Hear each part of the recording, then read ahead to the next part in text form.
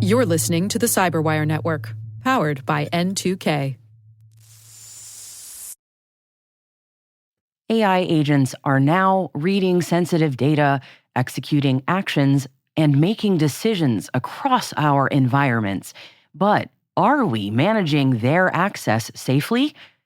Join Dave Bittner and Barak Shalef from Oasis Security on Wednesday, December 3rd at 1 p.m. Eastern for a live discussion on agentic access management and how to secure non-human identities without slowing innovation. Can't make it live? Register now to get on-demand access after the event. Visit events.thecyberwire.com. That's events with an S, .thecyberwire.com to save your spot. AI is transforming every industry, but it's also creating new risks that traditional frameworks can't keep up with. Assessments today are fragmented, overlapping, and often specific to industries, geographies, or regulations. That's why Black Kite created the BKGA3 AI Assessment Framework to give cybersecurity and risk teams a unified, evolving standard for measuring AI risk across their own organizations and their vendors' AI use. It's global, research-driven, built to evolve with the threat landscape, and free to use. Because Black Kite is committed to strengthening the entire cybersecurity community. Learn more at blackkite.com.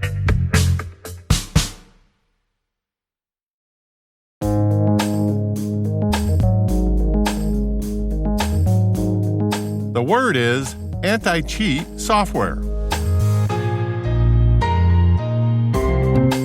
Spelled anti, as in against, cheat, as in bypassing something for an advantage, and software, as in a computer program.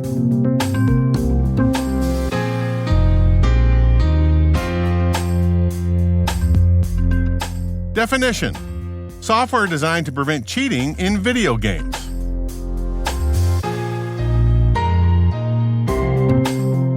Example sentence: the anti-cheat software detected a player using aimbotting.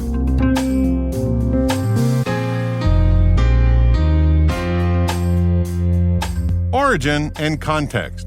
According to A. Tarantola at Engadget, quote, "For as long as we've played games, there have been players willing to break the rules in order to win. Whether it's rolling weighted dice, counting cards, or hip-checking pinball machines, you can bet your bottom dollar that if there's a game of chance, someone's working to work the odds in their favor," end quote. And it's not different for video games. In the early computer game days, developers created cheat codes to help them navigate their software more efficiently. They could enter a sequence of button presses that allowed them to skip around the levels, become invincible, or pull up a developer's console. Players also discovered accidental cheats by exploiting bugs in the game mechanics or by directly manipulating the game console's memory. But finding cheats in a single-player and local games, particularly in the early days of gaming, was viewed as more of a fun hobby rather than anything malicious. Many of these games intentionally included cheats to give players the option to modify the gameplay, such as the ability to spawn an invisible tank in Grand Theft Auto 3 or give characters giant heads in the Tony Hawk games. According to Engadget, quote, Doom 2016 for the PC allows for an equally wide variety of cheat codes to be entered through the command line, end quote. Once online gaming took off, however, cheating became a more serious problem. Users could install software that gave them an unfair advantage over millions of other players.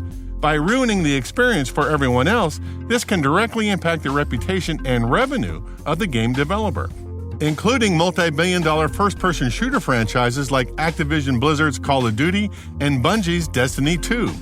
Game developers created anti-cheat software in response to this problem. And there are many different versions of this type of software. Some are packaged in the game, some are installed separately on the computer, and some are hosted on the game's online servers. This software has always required some trade-offs of privacy, but it made headlines in 2020 when Riot Games packaged a kernel-level anti-cheat software with its Valorant game. In modern operating systems, designers create levels of privilege, or rings of privilege. For example, Ring 3, the least privilege, is where the normal everyday user operates. At ring 3, you don't have permission to change anything on the computer. On the opposite end, ring 0, called the kernel, this is where the operating system runs. The operating system has the highest level of privilege because it has to manage how the computer functions. Software running at ring 0 had better be error-free and efficient, or the computer itself becomes unstable. With the Riot Games kernel-level anti-cheat software, according to Brian Menegas at Wired, quote, an increasingly vocal subset of gamers are concerned that the software meant to detect and ban cheaters has become overly broad and evasive, posing a considerable threat to their privacy and system integrity, end quote. In other words, why would we significantly increase the attack surface and the stability of our computers in order to spend a few happy hours every day destroying 7-year-olds in Fortnite? I mean, it's fun, but it's probably not worth it. On the other hand, nobody likes a cheater. And it takes the fun out of the game if the 7-year-olds you're up against are running circles around you because they're cheating and you're not. Why would you pay the $50 for the game if you know that cheating within it is rampant?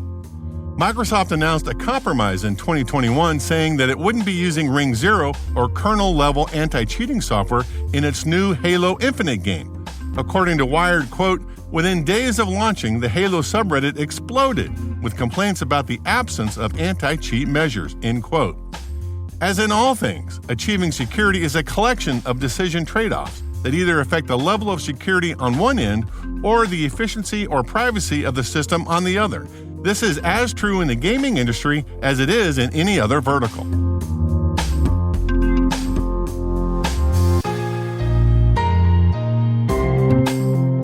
Nerd reference. In June of 2020, the YouTube channel Tech Quickie broke down the current state of anti-cheat software in the gaming industry today. Competing against other players online is a bigger part of video gaming today than it ever has been. So it's no surprise then that fair play online is being taken more and more seriously, both by gamers who view cheating as a huge impediment to their experience and by developers who are pushing anti-cheat software to keep players honest. And of course, prevent gamers from just quitting a game because they're frustrated with how many cheaters there are on the servers. But these anti-cheat mechanisms have come with some issues of their own, and notably, the solution implemented by Riot Games for their hit shooter Valorant has really ruffled the feathers of many in the community.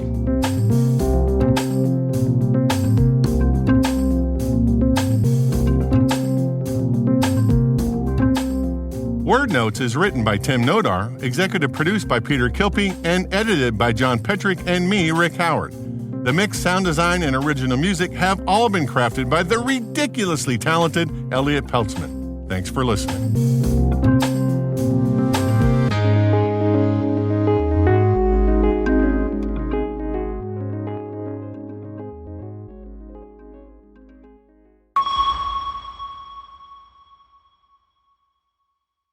Hey, Ryan Reynolds here, wishing you a very happy half-off holiday because right now Mint Mobile is offering you the gift of 50% off unlimited. To be clear, that's half price, not half the service. And Mint is still premium unlimited wireless for a great price. So that means a half day, yeah?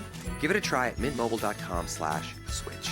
Upfront payment of $45 for 3-month plan equivalent to $15 per month required. New customer offer for first 3 months only. Speed slow after 35 gigabytes if network's busy. Taxes and fees extra. See mintmobile.com.